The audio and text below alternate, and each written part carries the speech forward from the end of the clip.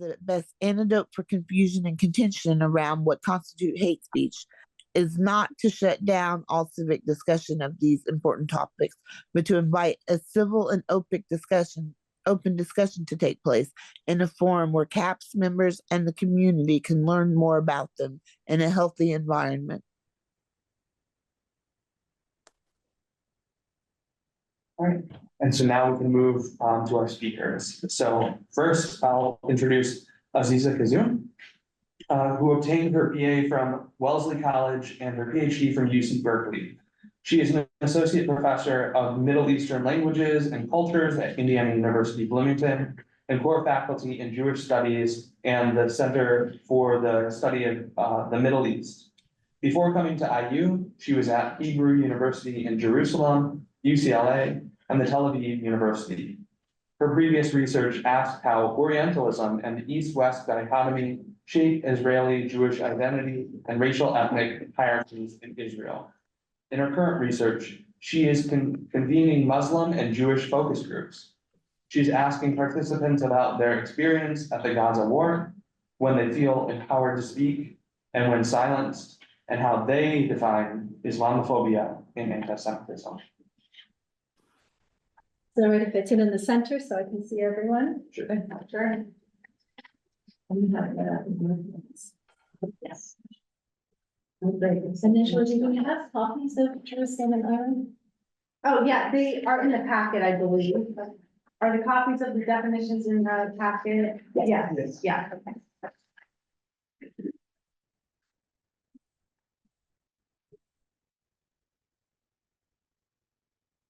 Okay, so thank you for inviting me.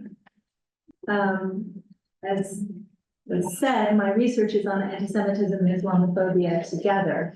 But today I'm addressing a smaller question. How do Jews specifically define anti-Semitism specifically? And the answer is that Jews are in the midst of a debate.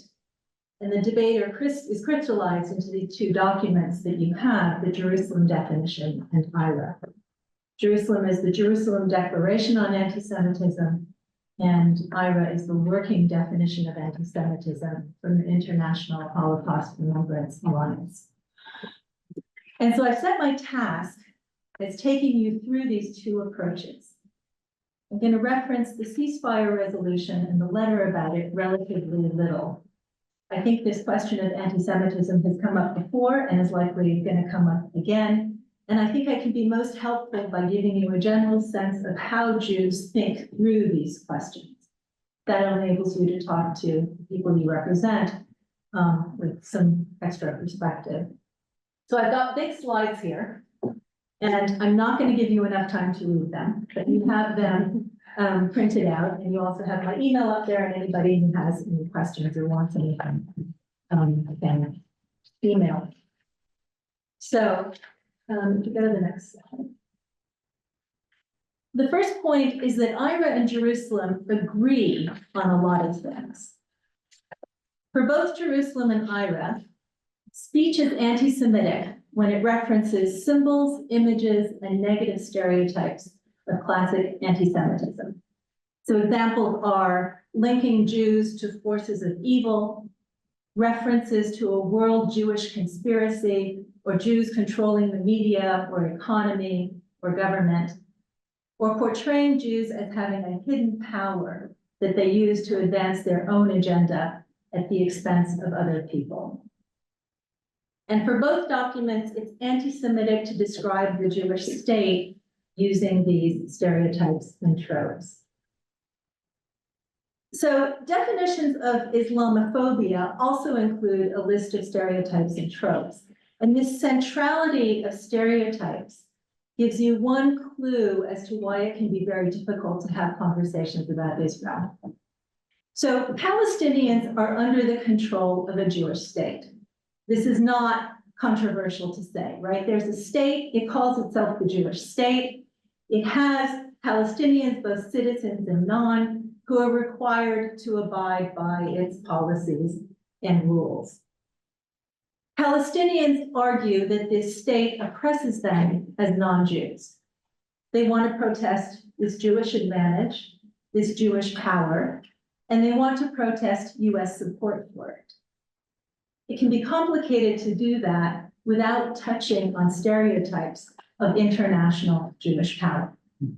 Right, so there's some real diciness in talking about Israel. There's a real sort of butting up against anti-Semitic and Islamophobic stereotypes. Here's a similar point. One of the central anti-Semitic stereotypes or tropes is the blood libel. Technically, this is the assertion that Jews kill Christian children and use their blood, I think right around now, I think for Passover, enrichments. But in the interviews I'm doing, I heard Jews extended to mean any baseless portrayal of Jews and as murderous or bloodthirsty. Again, for some, the complaints uncomfortably echo the stereotypes. Palestinians and their allies want to say that Israel is indiscriminately killing Gazans.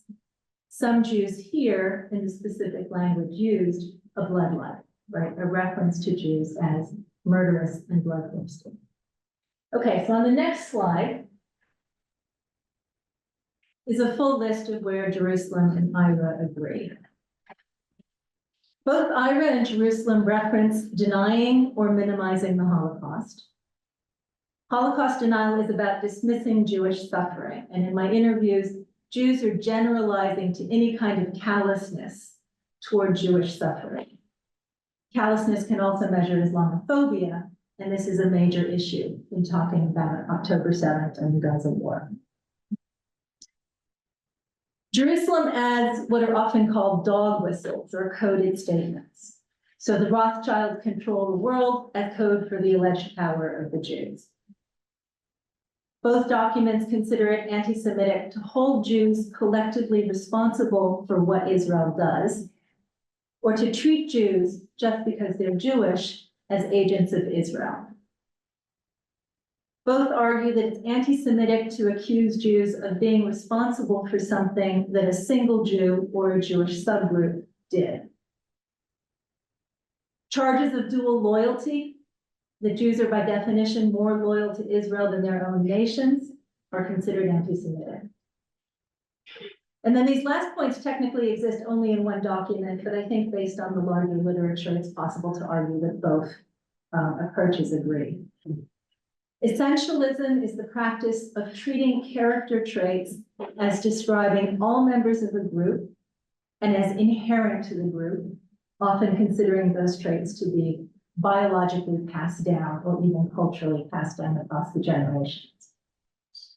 Calling for, aiding, or justifying the killing or harming of Jews. This is the question that Elise Stefanik used to grill the presidents of Harvard, UPenn, and MIT. Okay, so if you look at this list, does the ceasefire resolution come out as anti-Semitic? I could imagine some arguments, but I think that the correct answer is for those Jews who do see the resolution as anti-Semitic, the issue is not the content, but rather the context. So context is my next topic. Waxman, Schraub, and Hussein have argued that because of context, two people can say precisely the same words, but in one case it's anti-Semitic, and in another case it's not.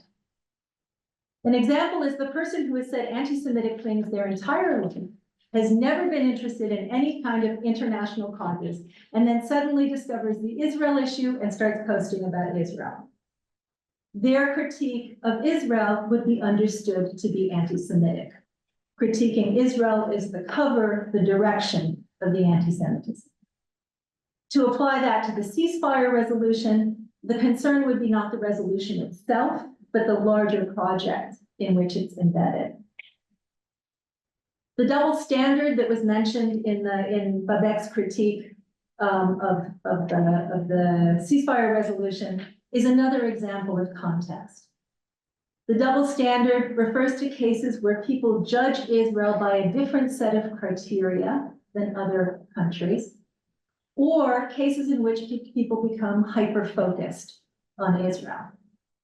In this argument, passing a resolution about Israel is not anti-Semitic because of the content, but because of all the other resolutions that have not been passed before.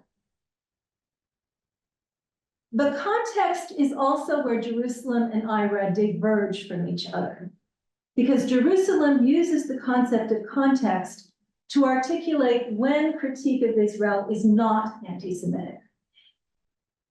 So on the next slide, there we go. Context can include the intention behind an utterance, or a pattern of speech over time, or even the identity of the speaker, especially when the subject is Israel or Zionism. So for example, hostility to Israel could be an expression of anti-Semitic animus, or it could be a reaction to a human rights violation, or it could be the emotion that a Palestinian person feels on account of their experiences at the hands of the state. So in this thinking, Palestinians have multiple non-anti-Semitic reasons for critiquing Israel, or critiquing Israel over other states, because they are subject to Israel's policies. Jerusalem often uses the term in and of itself, as in, it's not anti-Semitic in and of itself to compare Israel with other historical cases, including settler colonialism or apartheid, or to boycott Israel. Okay, so on Israel, I have 2 slides for you. First, talk about Israel and Palestine that both Ira and Jerusalem consider to be anti-Semitic. So like I said earlier, both documents consider it anti-Semitic to use classic anti-Semitic tropes to describe Israel, or to conflate Israel to conflate Jews with the Israel the state, or to apply double standards. Both have an argument that Jews have the right to be in that land and to flourish as Jews, but here agreement and disagreement is more complicated. Ira considers it anti-Semitic to delegitimize Israel as a Jewish state, or to make any argument that Jews don't have a right to self-determination when other people do.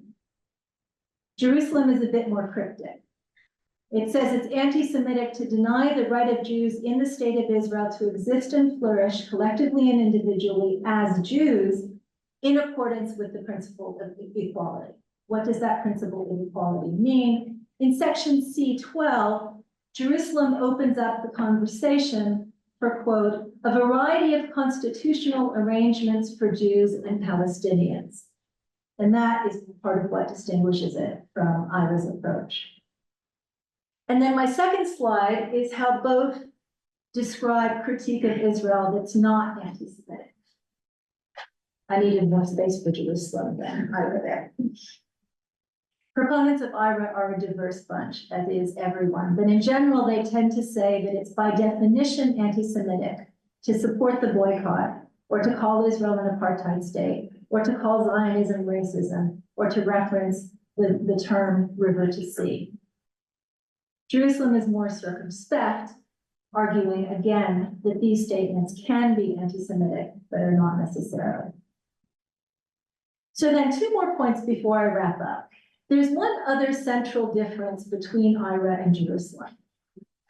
Jerusalem acknowledges that anti-Semitism has some unique features, but overall, it sees anti-Semitism as comparable to Islamophobia and white supremacy. For Jerusalem, these are all variations of the thing called racism. Ira and its proponents tend to see anti-Semitism as relatively more independent from other hatreds, possibly even unique. So why do we care about this? Uniqueness matters because it affects how alone Jews are understood to be, or how alone they experience themselves. A sense of aloneness, of being routinely victimized by absolutely everybody, affects one's reactions to things like October 7th. It affects the degree to which an all-out military response seems called for. It also affects the degree to which Jews can expect to align themselves with other marginalized groups, or consider their fight and Muslims' fight to overlap. And that's my second point. When we talk about Israel, we usually talk about Muslims and Jews as enemies. But some work suggests that Jews and Muslims are actually fighting the same fight. Historically, European Christians used a divide and rule strategy with Jews and Muslims, in which they sometimes use Muslims as the foil to demonstrate how debased and rotten Jews are, and sometimes the flip side. Some scholars, including Louis Deckel, who's a colleague of mine at Jewish Studies here, argue that Europeans are still using divide and conquer strategies. This time what they're doing is manipulating notions of Muslim anti-Semitism to deflect Jews' attention from how serious anti-Semitism remains in European circles and how little progress has been made since the Holocaust. So notice that I just described a European history of divide and rule. The anti-Semitism literature and Ira and Jerusalem are based in the experience of European Jews. They create a model of anti-Semitism based on how it unfolded in Christian-dominated Europe, and then they apply that model to other societies. Jews also lived in Muslim-dominated societies, and scholars are debating whether the experience of Jews there are similar enough that we can actually use the same definitional strategies to understand either history in Muslim countries or the present day. The problem is that in Muslim societies, Jews were oppressed. But the Holocaust, the Crusades, the expulsion from Spain, the regular assaults on shtetls, all those things that define anti-Semitism for us happened in Christian Europe. And Muslim-Christian differences in treatment of the Jews were not just about how much violence Jews experienced, but also how Jewish-Muslim relations were organized in potentially fundamentally different ways. This would all suggest that it's inaccurate to define anti-Semitism by generalizing from European Jewish experiences. But even that's complicated. This is an older history I'm talking about. Ideas do move across borders. And even if the history is different, maybe Muslims are now anti-Semitic at similar rates and in similar ways as Christians. This is the question that scholars are hashing out now. But this matters when we talk about Muslim resistance to the state of Israel. To the degree that Muslim histories are similar to Christian ones, an anti-Semitism frame based on European experiences makes sense. To the degree that Muslim treatment of Jews can't be subsumed into the general model based on European experiences, we need to recalibrate. Okay, so let me sum up a little bit. You represent the residents of Bloomington, which includes not only Israeli Jews and their allies, but also Palestinians and their allies. And I've spoken in the name of Jews only. In Ira and Jerusalem, and in the much larger literature that stands behind it, Jews have articulated the multiple and complex criteria they use to think through what is and isn't anti-Semitism. For the ceasefire resolution hand, the primary questions are who is speaking and what their larger goal is. That is, those are the primary questions that Ira and Jerusalem have asked. The larger context of this resolution is a series of accusations and frameworks that IRA proponents read as anti-Semitic all the time, and therefore feel threatened and betrayed by this resolution. But Jerusalem proponents read as not necessarily anti-Semitic, especially if they're coming from Palestinians or those who are directly affected by Israeli policies. And I haven't gotten to a complicated question of whether anyone can determine what is anti-Semitic or only Jews can determine what is anti-Semitic. But even if you allow only Jews to make the determination, you still have this internal disagreement to think that way. And with that in mind, I guess the only thing I can say is good luck. Thank you. Thank you. Thank you.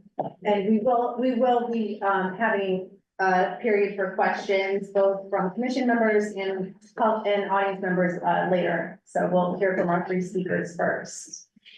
Okay, So going next is Daniel A. Siegel. Daniel is the Jean M. Pitzer Professor Emeritus of Anthropology and Professor Emeritus of History of the Claremont Colleges. He has also served on the Executive Board of California Scholars for Academic Freedom, a past fellow of the Center for Advanced Study in the Behavioral Sciences, and a past secretary of the American Anthropological Association. Has published widely about racial discourse and practices in Trinidad, the history of history, and several social science disciplines and world history. He is proud to serve on the coordinating committee of Jewish Voice for Peace Indiana and the organizing collective of U.S. Academic and Cultural Boycott of Israel. For his pro-Palestinian activism, Daniel has earned the distinction of his own dedicated entry on the pro-Israeli academic doxing website, Canary Mission, which details a long list of his accomplishments in advocating for peace in Israel and Palestine, including former statements he has written opposing the IRA definition of anti-Semitism, leading a BDS campaign at Pitzer College, as well as a long list of protected political speech he has made against Israeli policies toward Palestinians. Can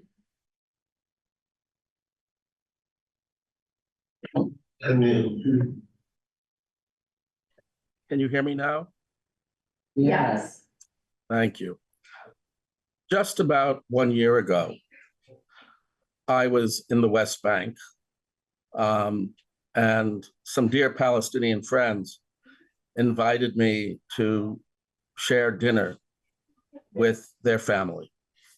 And as their children played around us, the parents discussed with me how they explained to their young children their lives without freedom, something the children experience regularly since movement in the West Bank for Palestinian requires going through highly militarized checkpoints. One of the children was particularly averse to moving beyond their small neighborhood because several years earlier, he'd gone through a checkpoint with his uncle, and the Israeli occupying soldier had pointed and aimed an assault weapon at his uncle's face. The mother explained to me that when they explained to their children why they live without freedom and why they live as social and legal inferiors to Jewish Israelis, the mother explains that it's because of the Zionists, because of the colonists, the settler colonialists. At no point has the mother talked to me about the lessons they give their children about their lack of freedom did she ever use the word Jew or Judaism. She understood her lack of freedom as a result of settler colonialism, and she used the term Zionist for the specific name of settler colonialism that established the settler colonial apartheid ethnic cleansing state of Israel at the expense of Palestinians, at the expense of their lives and rights. What the IRA definition does is it says that when these dear friends of mine, or if I myself say Zionism and the Israeli state are guilty of these crimes, that it then says, aha, that's anti-Semitic because you're criticizing a state that claims for itself the identity of Jewish. In fact, we should recognize that there's nothing Jewish about settler colonialism. There's nothing Jewish about apartheid. There's nothing Jewish about ethnic cleansing. There's nothing Jewish about genocide. All of these things aren't Jewish, they're Jewish supremacist. The lie that opposing Zionism, opposing the Israeli state, is somehow anti-Jewish rather than anti-colonial is a lie that shuts down the very possibility of Palestinians asking, demanding from us what all human beings should have, freedom and equality. freedom, and equality. IRA exists not the least bit to define anti-Semitism, but to weaponize it, to use it to shut down an entirely legitimate, ethically urgent struggle to end the settler colonialism that oppresses Palestinians. There is zero reason to suspect Palestinians of any dislike of Jews or Judaism because they object to Israel. They object to Israel because Israel oppresses them.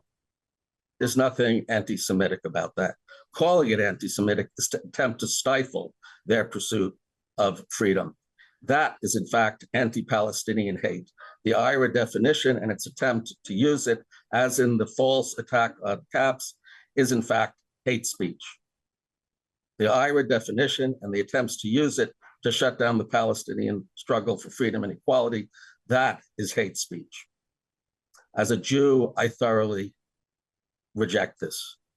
It also makes me less safe as a Jew because it creates a misunderstanding and confusion about anti-Semitism, and thus makes the struggle against real anti-Semitism, as when the right wing in this country, the Trumpists in this country, the MAGIsts in this country, march through Charlottesville and say, Jews will not replace us. In fact, what Zionism has done is it has placed a concern to support Israel as a settler colonial state and to call criticisms of Israel anti-Semitism. They're not the least bit interested in protecting Jews. They're entirely interested in protecting a state that denies Palestinian freedoms. How dangerous is that, to put fealty to an oppressive state ahead of concerns for Jewish safety? How dangerous is that? And that is the loyalty that Zionists demand from us, which is loyalty to an oppressive state. And it is hate against Palestinians, and it makes Jews less safe in the face of real anti-Semitism. The Bloomington Common Council begins each meeting with a beautifully written and inspiring and ethically urgent land acknowledgement. Effectively, that is an acknowledgement that the United States is a settler colonial state and that we have extraordinary unfinished business. We can't reverse history. Those of us who've inherited wealth and privilege because of settler colonialism of North America, we can't go back on a boat and live somewhere else. We cannot reverse history, but we should repair history. And repairing history means not expelling all the white people from North America, but it does mean reparations and land backs and taking obscene accumulations of private wealth and making this into social goods. The settler colonialism that is the basis of the United States, mostly, it continues, but it is largely a process completed in the 1800s. The difference between the settler colonialism of the Zionist state and the United States is the settler colonialism of the Zionist state at the expense of Palestinian rights and lives and freedom and equality is unfolding in real time right now. It is a thoroughly illegitimate, unethical process, the Zionist process of establishing a settler colonial state at the expense of Palestinians. It's indefensible. And when you defend the indefensible, you resort to lies. And the lie of the IRA definition is that it's anti-Semitic to support Palestinian freedom and equality. And Jewish Voice for Peace, and I, as a proud member of Jewish Voice for Peace, thoroughly repudiate the IRA definition of anti-Semitism.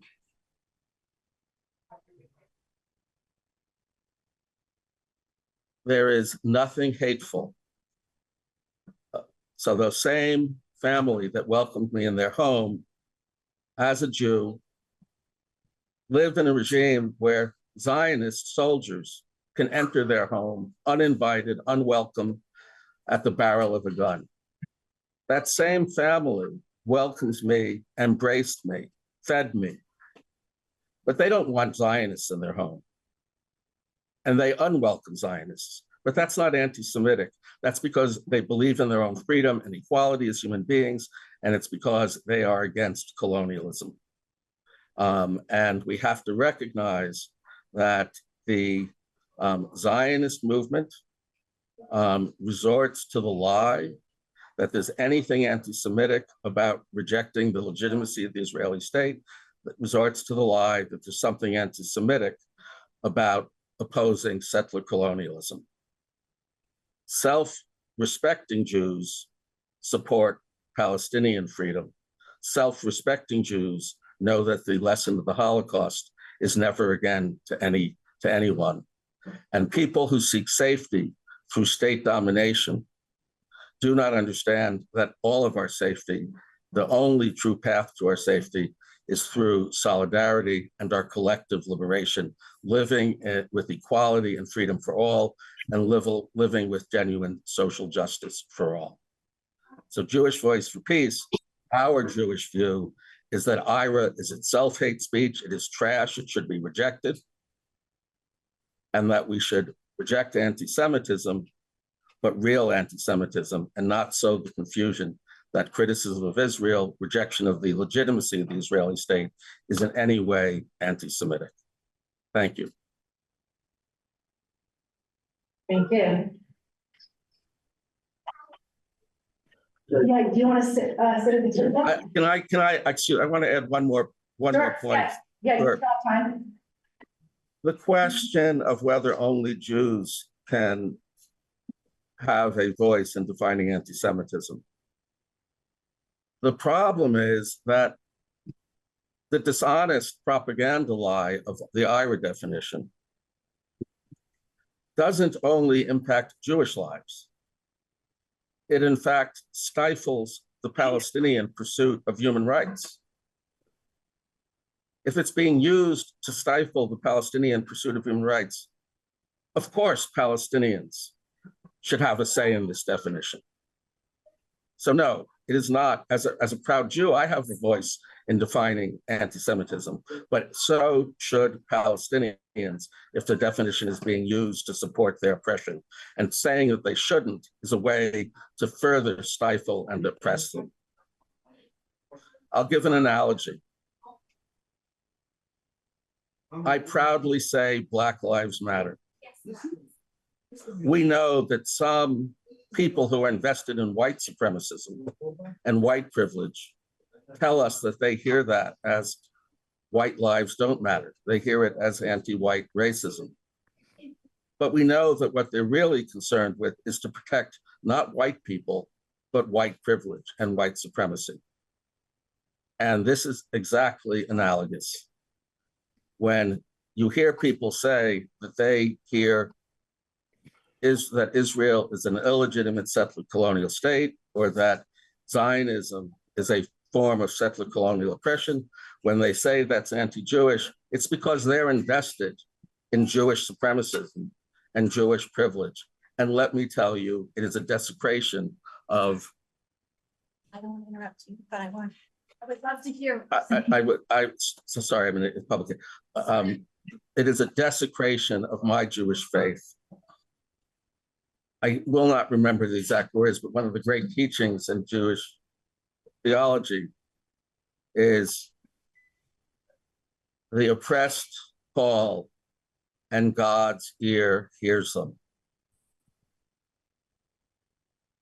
And that is why, as a Jew, when I know that Palestinians are being denied freedom and equality by a supremacist state, a settler colonial state, a state engaged in the obscenity of genocide at this moment, I say to you that it's not a legitimate state, and I proudly stand with my Palestinian sisters and brothers and tell you that Zionism is a form of racism, Zionism is a form of hate, and the IRA definition is an attempt to shut down support for freedom and equality. Thank you. Our next speaker is Abdul Qadar Sino. He has an associate. He's an associate professor of political science and Middle Eastern studies at Indiana University, Bloomington. He has a BA in Jewish studies, received his PhD in political science from UCLA in 2002, was a CISAC postdoctoral fellow at Stanford University in 2002, 2003, a 2009 Carnegie Scholar, and a 2014-15 fellow at Woodrow Wilson Center. He is the author of books and articles on Afghanistan's conflicts, Muslim minority political representation in Western liberal democracies, public attitudes towards Muslim immigration, conflict processes, and Islamist parties' participation in elections. Thank you, Gary. First, I would like to say that the statement that was prepared that you're discussing right now is incredibly well written and very mature, and it's actually an advanced statement. It's very impressive the way it was written. And I applaud you for this. I applaud you for your standards of work and engagement here at CAPS. Now, there's two questions really briefly here. Is that why is IRA written this way? What does it aim to accomplish? And second, I was asked by Kami and by Dajla to speak about how it affects Muslim Americans, but a little bit more nuanced in who gets affected by IRA's definition, etc. And speak about it nationally as well as locally. Now, let's start with IRA. It's a weird document. It's about anti-Semitism to some degree, but it's also a lot about Israel. And it privileges Israel. It elevates it to a level higher than other states in what is allowed to be said about it. Why does a document have that shape? Well, first of all, it was created for the purpose of being considered for international relations. And it was adopted by the State Department of the United States and other countries' representatives. So the reason Israel is mentioned in it that way is because it's supposed to provide a guideline about how other states and international organizations should deal with Israel, as well as deal with acts of anti-Semitism within them, their borders, and international what have you. So that explains the awkward, unusual wording of a document that's supposed to deal with bias against one ethnic or ethno-religious group. But what happened later, of course, people are very creative, including activists and people who are partisan, and they figured out, you know what, this is a really good statement that we can use domestically in the United States to silence critique of the state of Israel, to limit free speech when it comes to criticism of the policies of the state of Israel. And since it has the cachet of being adopted already by the State Department, that should help us in our mission to make institutions such as universities, states, state legislation acceptable. And so they did. And you have, of course, this marriage of interest, this unholy alliance, if you like, I'm sorry, maybe I shouldn't get too adventurous with my words here, between Christian nationalists and some Jewish pro-Israel groups, such as the ADL, AIPAC, etc., where they have commercial interests in accomplishing exactly that. And this is just one of the several things they have done together to try to limit free speech of Israel, and I mentioned a couple of examples. But that explains that awkward wording of a document that now is becoming more and more adopted, but that was not created for the purpose of being adopted for domestic use in the United States. And then that created a problem, because it clashes with basic constitutional protections.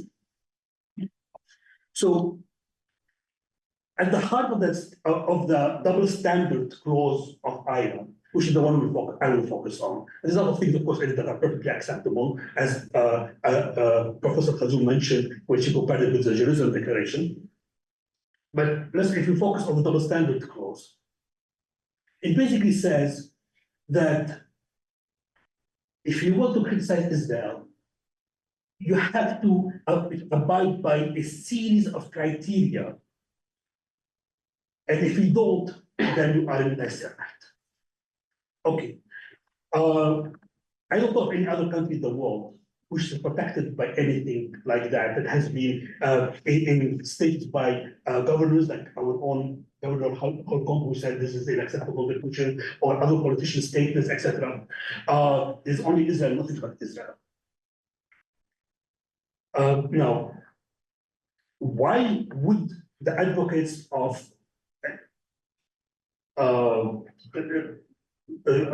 this definition of anti-Semitism want to propagate it? Well, first, I mean, they have an interest in reducing critiques of Israel that may gain traction. And they may fear that they cannot win the arguments.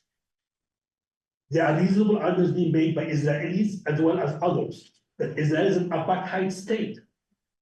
Zionism is a sort of nationalism, is a type of nationalism that emerged in the context of the most virulent nationalisms in Europe from the 1880s on, and that hasn't evolved beyond that in some ways. There are forks of Zionism that emerged, liberal Zionism, or what have you. I'm not completely familiar with it, but in practice, we see Zionism as applied right now within the confined state of Israel as reflecting some of those values from Europe, from the 19th, from the heyday of nationalism in Europe. I don't want to specify a specific country or specific era, but it's different as nationalism. So if you feel losing the arguments, you might as well undermine those who make them. And the accusation of anti-Semitism is potent. Those who use it to elevate the interest of the state of Israel understand that it's a potent accusation. And the problem with it too is that it's being cheapened, as Professor Siegel mentioned earlier in his talk, but that's a topic for another day and another speaker today. Now, there's also a deep irony, a deep contradiction in IRA. Think about it for a second. It says you cannot treat Israel as a special case when you criticize it. You cannot criticize it uniquely without criticizing 10 other countries. I don't know what exact criteria and yardstick is there, at the same time, by having 10 mouths and saying similar criticism at the same time. I don't know how that works exactly, But on the other hand, the same advocates of Israel, when they want to advocate for more aid for Israel or for a more American support, are more than willing to make the case that Israel is special and unique and incomparable and uniquely deserving of American backing. For example, this is where the kind of promises are made by Christian nationalists, other conservatives, the pro-Israel groups, and some of the older supporters of Israel from who are maybe otherwise in the middle of American politics, the middle ground of American politics, when they try to explain why Israel has received more US military aid than any other state since the 1970s on a regular basis, without any restrictions on the use of those weapons, unlike any other state as well, right?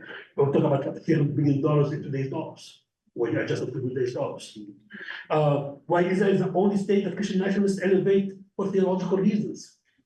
I don't know if you saw, for example, the latest hearing in Congress with the Colombia president of Colombia, when this lovely congressperson asked her about, do you want to anger the God of the Bible by allowing criticism of Israel in Colombia, for God's sake? Okay, so it's, and we're talking here about the massive, very influential constituency in the United States, politically speaking, very influential, right? Israel is the only state that is protected from free speech in the United States and several European countries. In France, they have banned protests for Palestinian human rights in Gaza. In Germany, they banned the burning of Israel's flag. Later, they expanded to all foreign nations' flags for constitutional reasons. And here with IRA, this is also limiting Americans' free speech on one foreign state to whom they have no obligation and no loyalty. And of course, Israel is the only state that's protected at the United Nations Security Council incessantly, with very rare exceptions, from resolutions that condemn it on its behavior, in Gaza, as well as historically in many instances against Palestinians and other Arab populations. So if Israel can be privileged in speech that's favorable, why shouldn't it be treated as any other state in speech that's not favorable? I don't even need to make that argument, in fact, because the Constitution protects our right of speech. It says any state on its own, if you want to, any foreign state, including our own state, right? But I just thought it was delicious to point out the irony in the behavior of advocates of the state of Israel, when double standards, they use it cynically when they argue in favor of Israel, but they reject it, for example, or define it in a certain way to try to define Israel against criticism. Now, my assignment was to talk about how all this affects Muslim Americans as a minority, and I want to be nuanced because it's not just about Muslim Americans, which is about critics of Israel. But Muslim Americans are targeted for one reason that's really important, is that in the ethno-religious thinking of Christian nationalists and pro-Israel Zionists in the United States and in Israel, they understand the world along ethnic and religious lines. So in their mind, every Jew is inherently an ally, even though that's very much wrong. And every Muslim is inherently an enemy, even though that's also simplification.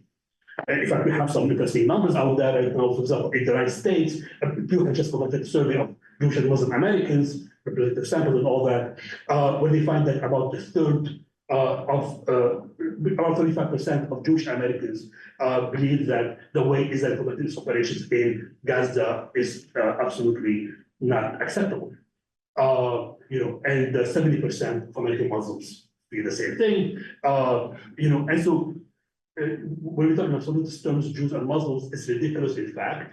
And also, by the way, about 35% of the American public feel this unacceptable or very unacceptable, the way Israel is behaving in Gaza.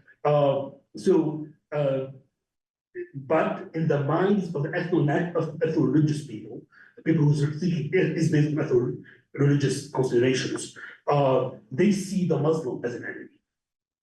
And that matters because this affects in policy. And so the imposition of ILA is not the only case where Muslim Americans are restricted because, as a consequence of that conflict taking place in the Middle East and the work of advocates for Israel, whether they're evangelical Christians or other supporters or AIPAC, there have been other examples. For example, Indiana and Texas and maybe 2,000 or so red states have passed laws where anyone contracting with the state has to sign a paper document saying that they will never they are against boycotting Israel. Now, boycott is the First Amendment, is presented as a First Amendment right. I don't want to deal with that foreign country. I don't want to buy their stocks. That's a decision protected under the First Amendment.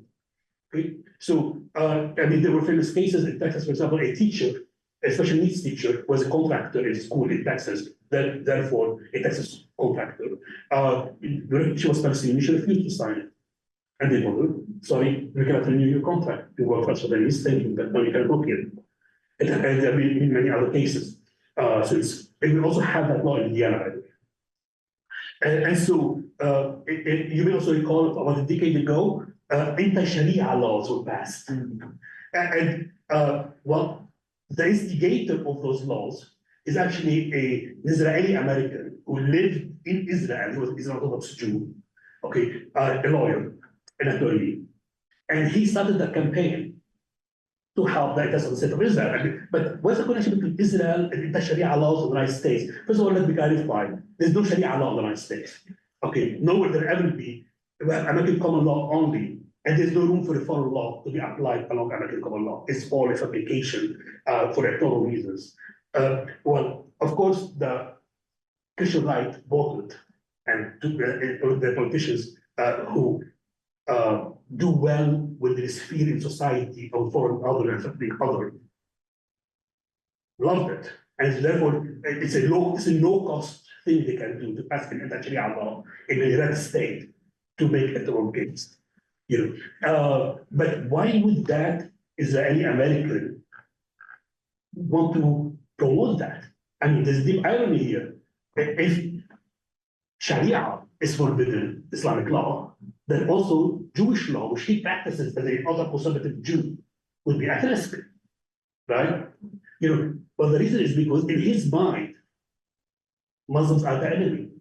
And America is where the major battle for the Middle East is taking place. Because the United States is a backer of Israel, without whom Israel may not be able to survive on its own. And so to undermine the Muslim, therefore helps Israel in his logic. Is it logical? No. But in his mind, it is. And this is another example. And so you had 2 or 3 dozen United States that did pass anti-Sharia laws. Now, having anti-Sharia law means that all of Islam cannot be practiced, which infringes on religious rights, right? And so the idea was that to discourage Muslims from coming and living in the United States and being part of the American political life. How about in Bloomington? Well, at IU in particular, I mean, let's put it this way: it's hard to advocate for Palestinian rights, human rights. You may have heard that I had some problems with the administration. It's the Palestinian Solidarity Committee, which were a group of very intelligent, very engaged and engaging students, had been targeted by the administration. The advisor was targeted, even before this current administration, like the McRobbie one, for example, McRobbie boycotted the American Studies Association, which is a major academic association, because the American Studies Association boycotted the state of Israel, or Israeli universities. So he was one of 6 university presidents only. One of them was Harvard, so who boycotted the ASA. So just to show you that we have we have an administration at IU that is very sensitive to any criticism of Israel. It has a lot to do with the political environment in Indianapolis, as well as perhaps the influence of some influential donors who are very Zionist, highly Zionist, etc. All right, but even worse now. Remember when Jim Banks wrote a letter to IU criticizing it for not for being anti-Semitic or what have you? Soon after, there was a New York Times article about how ultra-conservative American Christian nationalists are using the anti-Semitism trope really to attack DEI at universities, as a means to attack DEI. They were just it was just a cynical tool. Not that they don't care about anti-Semitism in particular, it was a cynical tool. But what's interesting is that, even more interesting, is that President Putin of Indiana University wrote him a response that the IDS, our valiant journalists, the of the state at IU, were able to get that letter. And they published it. And in it, it's amazing. Pamela Whitton tells Jim Banks that among the many things she's doing is that IU is working very closely with 2 organizations that fight anti-Semitism, and she gives the name to those organizations. One of them is Israel Coalition on Campus. And those 2 organizations, their mission, in fact, is to promote Israeli interests. It's not fighting anti-Semitism. It's promote Israeli interests by clamping on speech in support of Palestinian human rights on American campuses. So our own university president is allied with pro-Israeli groups whose goal is to clamp on the speech of our own students who speak on Palestinian human rights. So yes, this conflict in general does affect the Muslim American minority, and also anyone who speaks on Palestinian human rights in our society and their freedom of speech. And IRA is being instrumentalized to frame such speech as being anti-Semitic. And that's why IRA is so dangerous, because it provides a very, very low threshold to make any speech about Israel anti-Semitic in the minds of those who don't like it or who advocate for the interests of the state of Israel. And who's fighting IRA? It's a white coalition of people who care about justice, who care about challenging power. Because IRA is all about power remaining with those who have it. Oh, by the way, it's not an anti-Semitic law, don't get me wrong.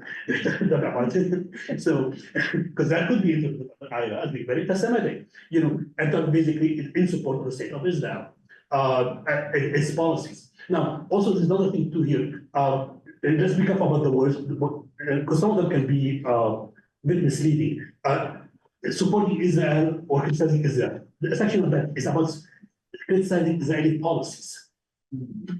And this is an important distinction. We're not here discussing whether Israel should exist as a state, but whether its policies towards the Palestinians, for example, or towards the Arab minority in Israel, or towards whether its government's policy towards LGBTQ people in Israel, or towards democratic institutions, or etc. Vis-a-vis Jews of Arab descent, etc. All of those are policies. And they can be, when we criticize them, we're not putting in doubt the reason that Israel exists. Also, even if we did, there are ways to, when you see, for example, when you hear Palestine will be free from the ridiculous. Okay, it's being interpreted by some people as being anti-Semitic because it's Palestine, free. Palestine does not contain Jews, so Jews will be expelled.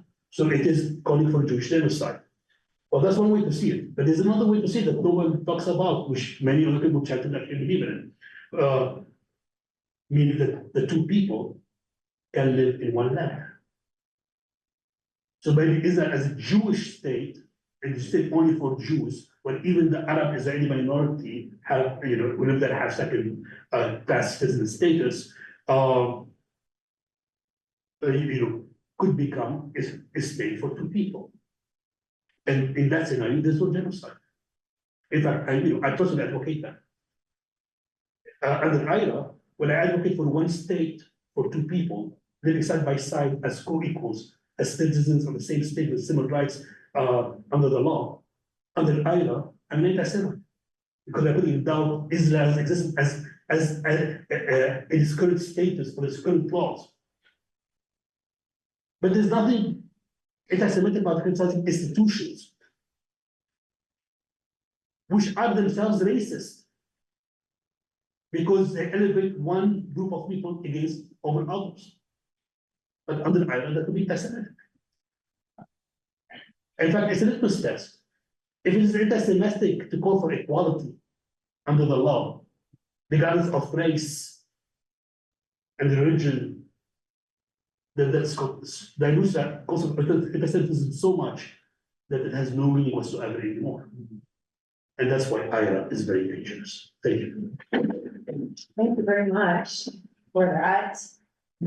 Now we will have questions from commissioners only. Do any commission members have questions for our guests who just spoke?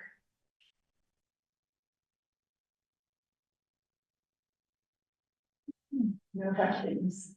Okay. All right, moving on to questions and public comment from the people here in person in our audience. Would you please raise your hand if you would like to make a question or a comment so we can decide how long everyone has to talk?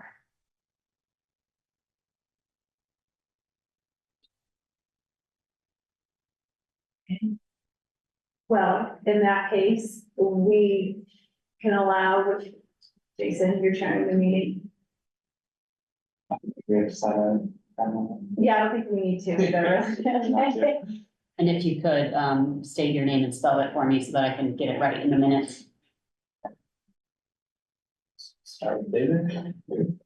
My name is David Keppel, Keppel, and I'm spokesperson for Bloomington Peace Action Coalition. I'm speaking tonight in part because one of the drafters of the initial ceasefire resolution was BPAC.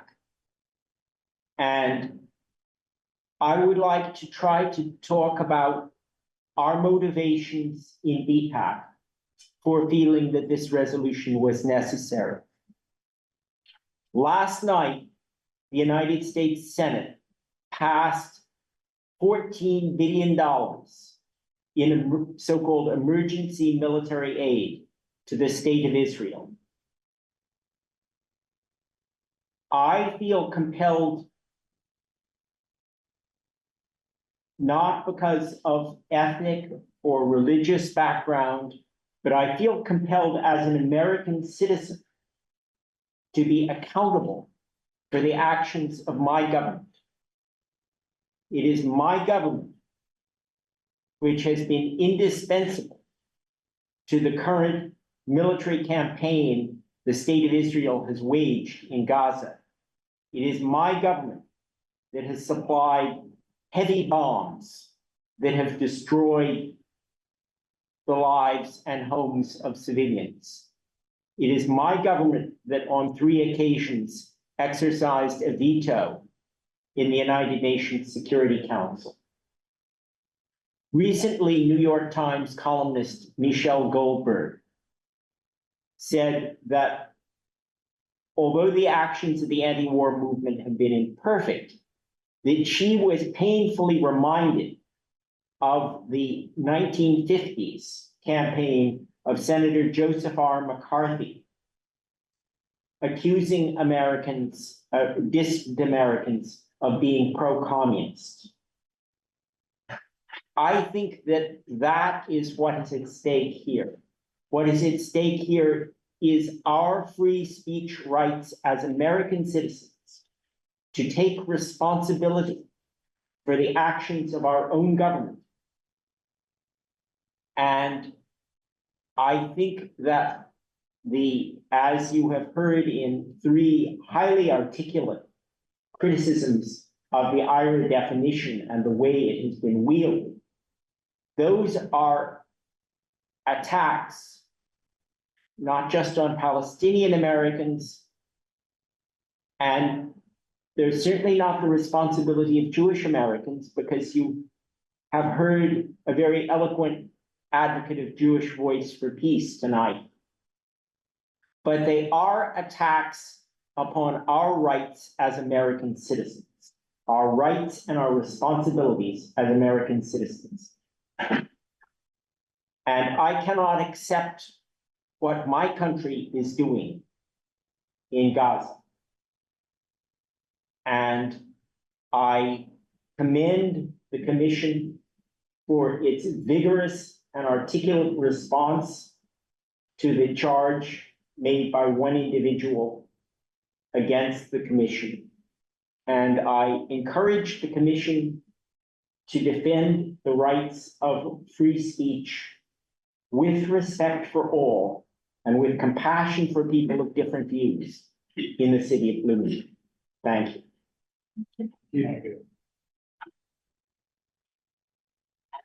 Here. My name is Tamaya Tola Sharani. I know that's hard to spell, but it's 12 letters. I'll go ahead. Hemayatullah,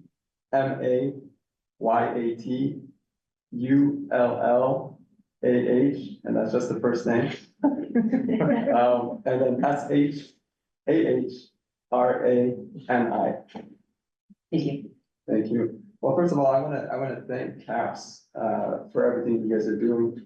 I know I had the pleasure of coming in to discuss a call for a ceasefire, and me having spoken, I know the intent of calling for a ceasefire was for humanitarian purposes and to bring an end to an unjustified killing of mass numbers of people, women and children, who by default children are always going to be innocent.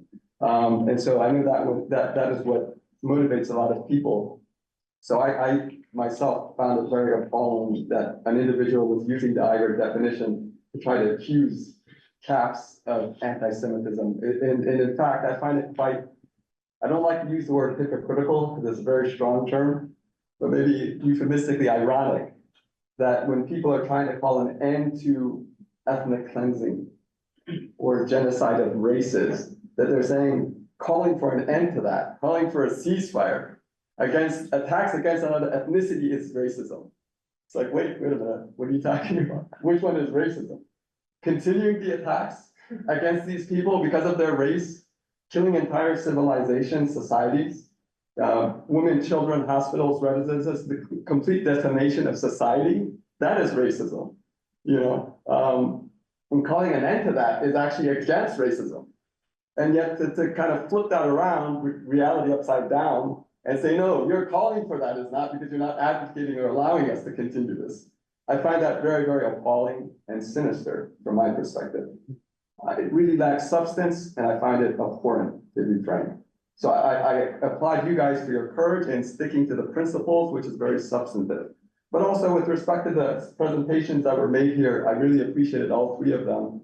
And perhaps this is a comment in terms of what was said. Perhaps a question, but more of a comment. Because I think what was mentioned or alluded to was the fact that, you know, Jews may discuss criticism of Israel or Palestinians because they're in that situation. Well, I think that's kind of very limiting. And I think we need to be more open about it, because even with, I think when people are dealing with content that is being spoken, it's very clear to identify when someone is clearly anti-Semitic. And some of those were mentioned on there during the professor's presentation. But I think when we start dealing with context, it can get a little tricky, and we need to be extremely careful. Because just because Palestinians are the ones being oppressed, their lives are the ones being made horrific, unbearable. Children being killed, it's just maimed, and just the immense suffering and pain, and even the parents having to deal with that. I mean, the mothers who have to poison their children with these polluted water, knowing it's killing them. I can't imagine how horrific that is psychologically. But even for others, because I'm not Arab and I'm not Jewish, and I care about what's going on there. And people ask, well, what is your interest? Well, I'm a human being. I care about human rights.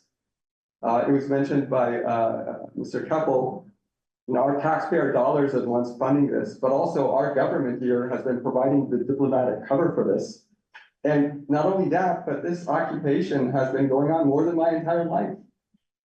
More than my entire life. I'm not as young as some of the people in this room. But if it's longer than my life, there's something seriously wrong.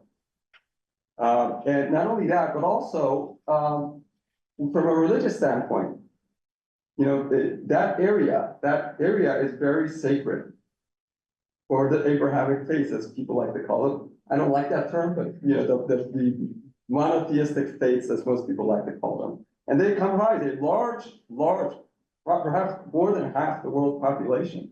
And if an area is considered sacred, you know, you don't commit acts that are very horrific.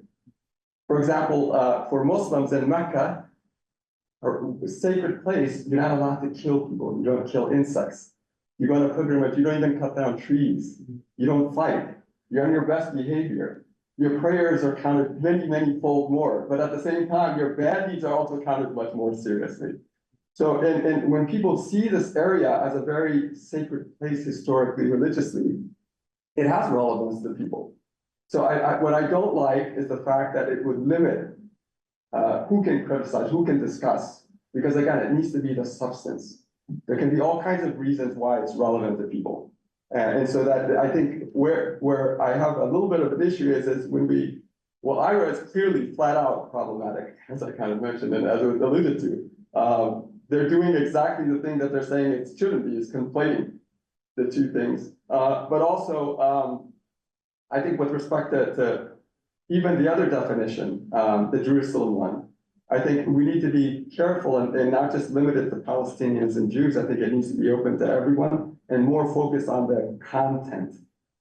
Because, and people can provide the context, because it can have context for many very different reasons and apply to many people. Some people are just human rights activists. They care about things, or they might have friends, or they might have all kinds of different reasons. So I just wanted to add that as a comment that the presentation that was made, because it is more nuanced than that. And I think it is, as the professor mentioned, an oversimplification to try to generalize and say, okay, this must be this. And I don't like these assumptions. When people make assumptions, that's where the problems happen. And I think especially with the Iowa one, but even with the Jerusalem one, there are places where assumptions can incorrectly lead to these accusations, and I think those need to be refined from my perspective. I don't know if you guys really agree with that, but that's my little bit of a question at the end there. So thank you very much. And again, I applaud all of you, and I thank CAPS for this.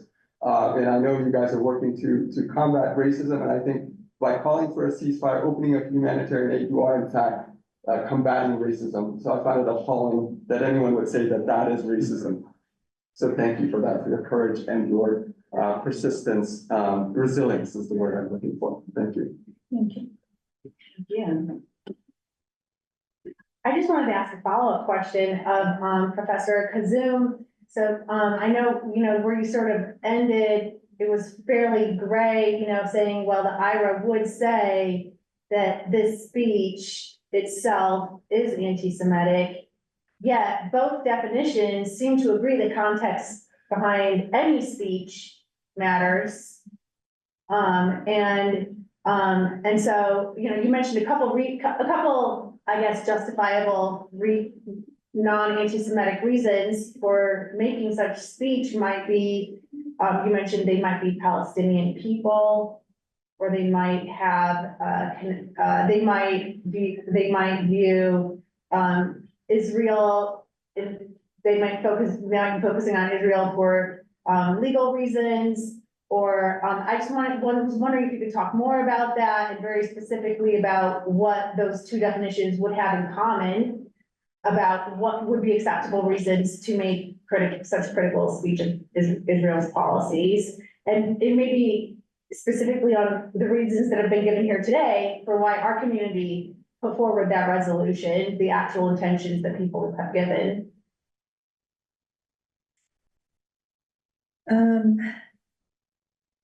In my self-imposed role as the spokesperson of both IRA and Jerusalem, the answer would be that Jerusalem isn't clear, right? Jerusalem specifically says Palestinians can criticize Israel, and you're right, Israeli policies rather than Israel. And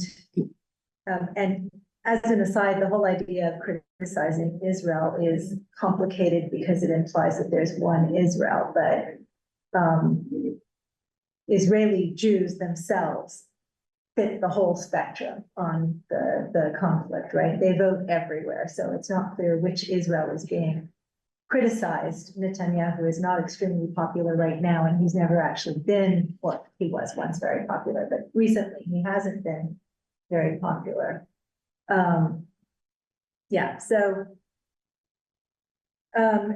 Jerusalem specifically mentions that Palestinians have many non-anti-Semitic reasons for criticizing Israel. The question is, how far do you extend that boundary?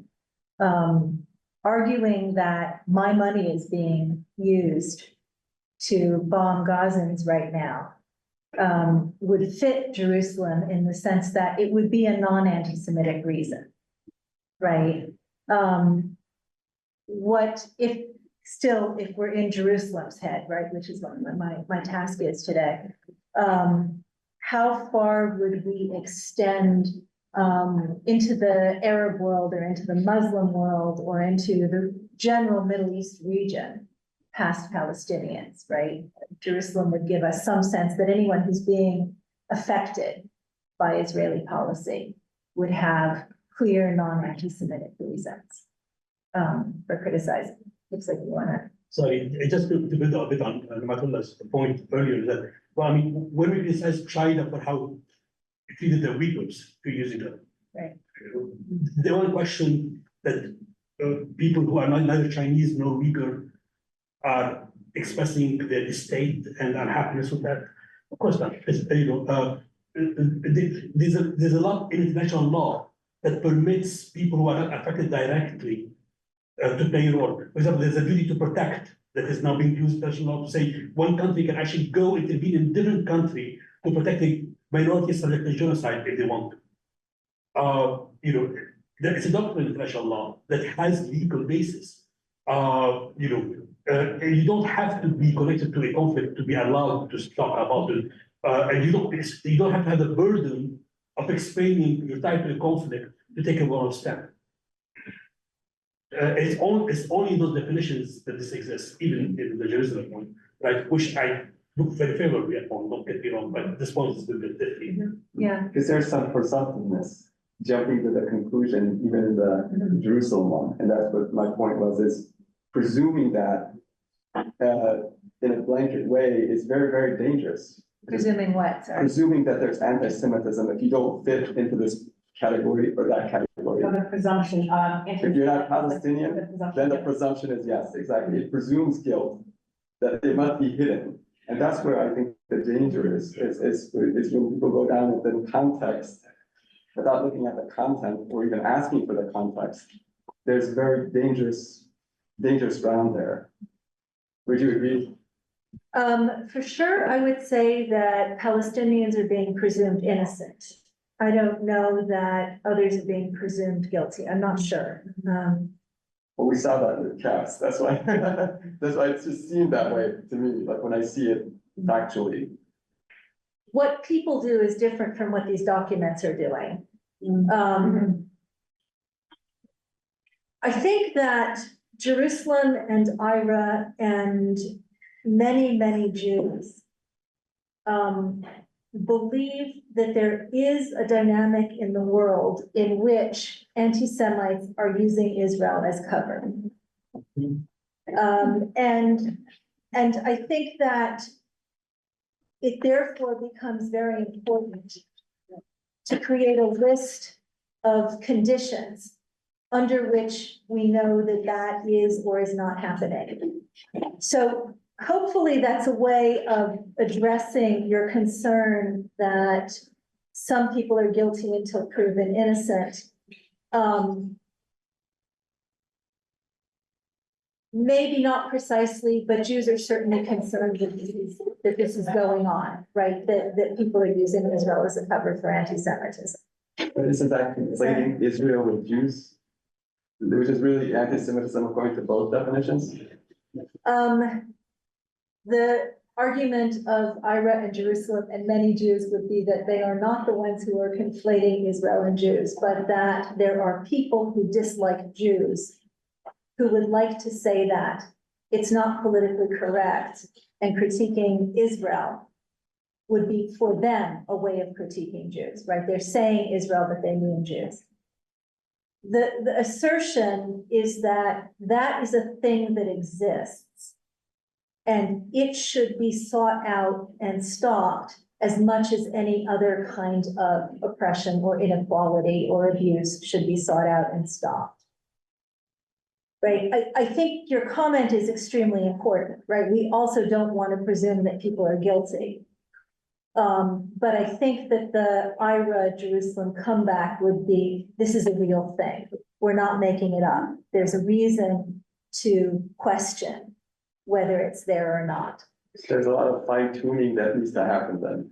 There's a lot of fun, right? We Prevent always, people from being blanket dumped into this, and That's what we're trying to do. we here always need to today, question, so yeah. I hate to be this person, there's another meeting that starts in here right at 6:30, which is why you might hear people outside.